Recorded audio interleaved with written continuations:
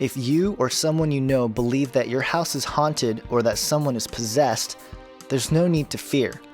There is a way to get rid of these demonic spirits, especially if they're causing problems in your home or at work or somewhere else. The solution lies in the person of Jesus Christ. We know this from the book of Mark, where Jesus himself heals a demon-possessed man. The story goes like this.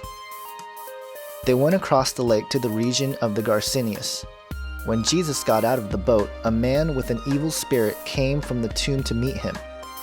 This man lived in the tombs, and no one could bind him anymore, not even with a chain.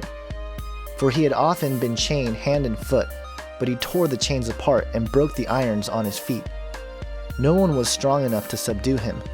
Night and day among the tombs and in the hills he would cry out and cut himself with stones. When he saw Jesus from a distance, he ran and fell on his knees in front of him.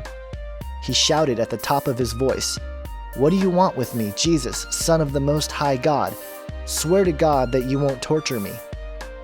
For Jesus said to him, "Come out of this man, you evil spirit." Then Jesus asked him, "What is your name?" "My name is Legion," he replied, "for we are many." And he begged Jesus again and again not to send them out of the area. A large herd of pigs was feeding on the nearby hillside. The demons begged Jesus, "Send us among the pigs. Allow us to go into them." He gave them permission, and the evil spirits came out and went into the pigs. The herd, about 2,000 in number, rushed down the steep bank into the lake and were drowned. Those tending the pigs ran off and reported this to the town and countryside, and the people went out to see what had happened. When they came to Jesus, they saw a man who had been possessed by the legions of demons, sitting there, dressed and in the right mind, and they were afraid. Those who had seen it told the people what had happened to the demon-possessed man, and told about the pigs as well. Then the people began to plead with Jesus to leave their region. As Jesus was getting into the boat, the man who had been demon-possessed begged to go with him.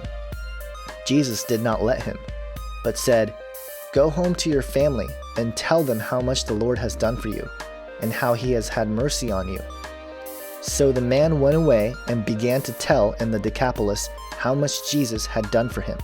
All the people were amazed. Mark 5:1-20.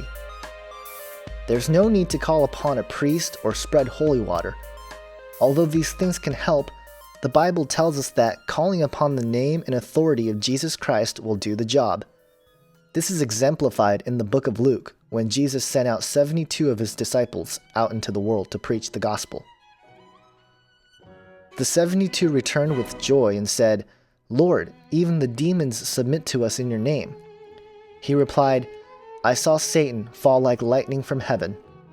I have given you authority to trample on snakes and scorpions and to overcome all the power of the enemy. Nothing will harm you. However, do not rejoice that the spirits submit to you, but rejoice that your names are written in heaven." Luke 10:17-20. Jesus has given us the authority to trample the enemy. All we need to do is accept him into our hearts and say, "I believe."